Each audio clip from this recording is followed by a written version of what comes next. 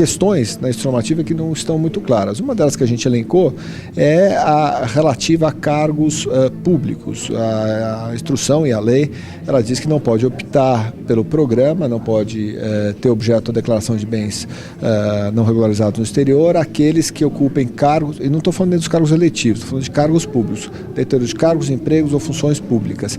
Não deixa claro se são só aqueles cargos, empregos e funções públicas de direção ou é qualquer funcionário público.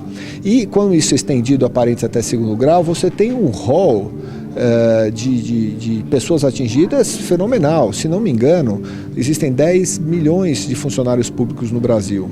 Se a gente colocar isso vezes, nem 2, né? Porque você tem filhos normalmente são mais que 2, netos, e até para esse segundo grau, a gente pode ter algumas dezenas de milhões de pessoas que não poderiam optar por. E claro, não era essa a intenção da lei. O exemplo que a gente sempre dá é um professor da Universidade de São Paulo, um professor da Faculdade de Artes da Universidade de São Paulo, que pode ter tido um recebimento de um valor no exterior por herança.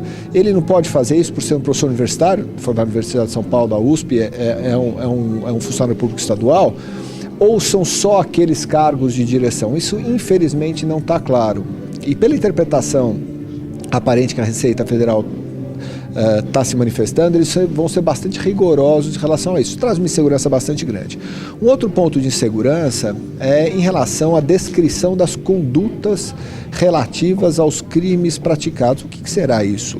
O contribuinte vai ter que descrever exatamente como foi a sonegação, e se ele não souber, existem contas de 30 anos, 40 anos, que já estão há muito tempo, e normalmente são contas muito antigas, todas essas, porque a partir do momento que o Brasil começou a ter a possibilidade de transferência internacional de reais e passou a ter a possibilidade de remessas de divisas para o exterior, isso passou a ser utilizado pelos meios normais.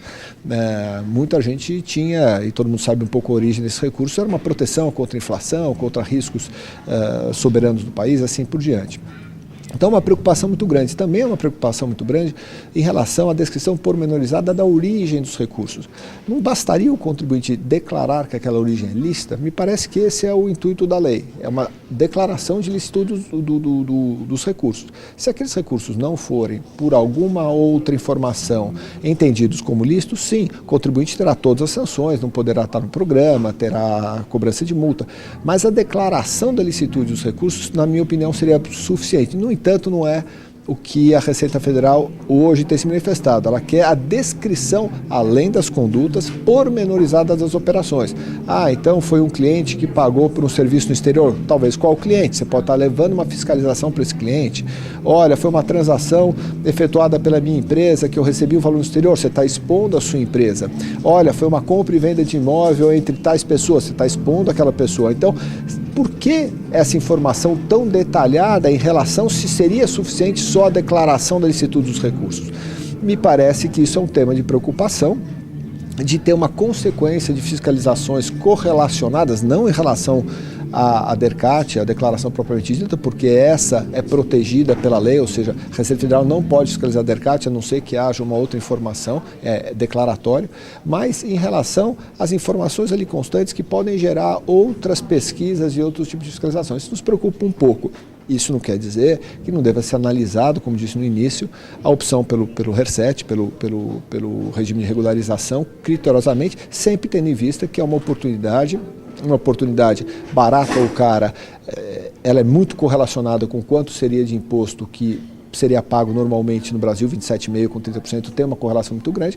Portanto, é uma oportunidade que os contribuintes devem analisar com bastante critério.